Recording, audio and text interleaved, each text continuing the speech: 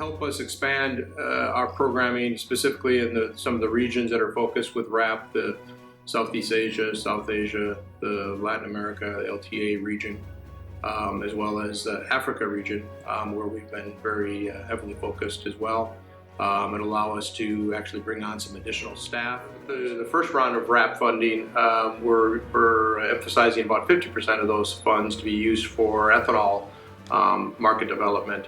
And as the ATP program basically has ended as of September 30th, this really helps us fill in. We use the ATP program to really expand our ethanol programming and increase market share and increase overall exports of all of our feed grain products. Yeah. So the first round of RAPP funds they're not eligible to be spent in markets China, Mexico, Canada, the EU, all very important markets. Mexico is our largest market for corn, barley, and DDGS exports. China is our largest market for sorghum exports and has been a major player on the corn export side. Canada is our largest ethanol export market. EU's right behind them.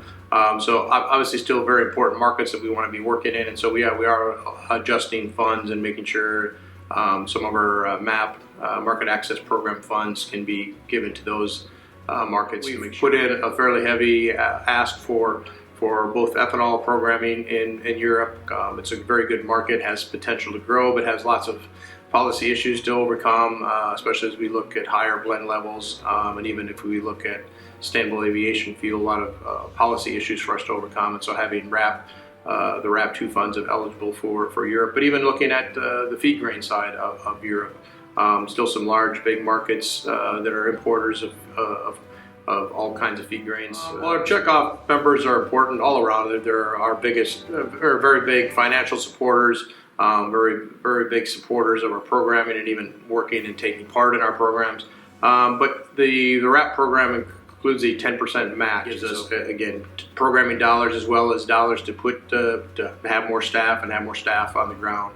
And obviously the expanded effort in the African continent, both North Africa and Sub-Saharan Africa, for us to continue to expand those market development programs in those countries as we look to improve lives across the African continent.